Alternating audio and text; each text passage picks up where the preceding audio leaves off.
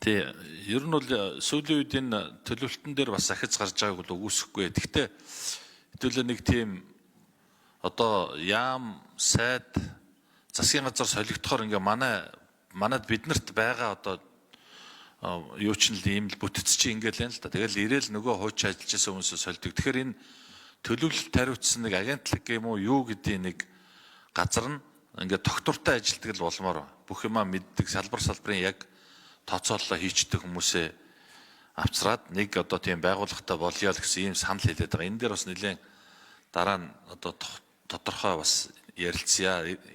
Энийг бас нэг удаа яриад хайчих сэдв биш байх. Ажлын хэсэг энэ төр гараад явах.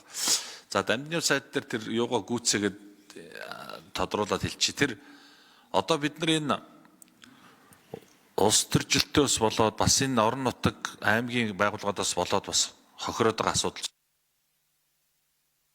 За дамжны сайд.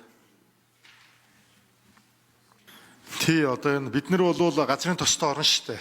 Тийм ээ. 41 сая тонны одоо эдийн засгийн үр өгөөчтэй нөөцтэй. Эннийхээ 10 сая тонныг нь одоо олборлчихсан байж байгаа. Цаана 30 сая байгаа.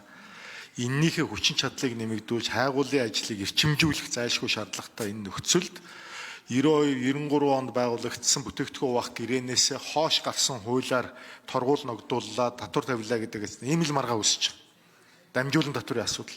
Энэ асуудлыг бид нэг ажлын хэсэг дээрээ ярилцаад удахгүй их хурлаар оруулж ирнэ.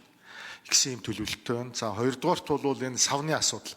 Сав нөөц бүрдүүлэхтэй холбоотой стратегийн ач холбогдол бүхий бүтээгдэхүүний нөөц хангамжийг сайжруулах тухай одоо нийт яралтай гормоор барих хуулийг өнгөрсөн засгийн газрын хуралдаанаар бид баталж одоо ажил дүр эрсдэлгийн амнаас одоо оруулсан.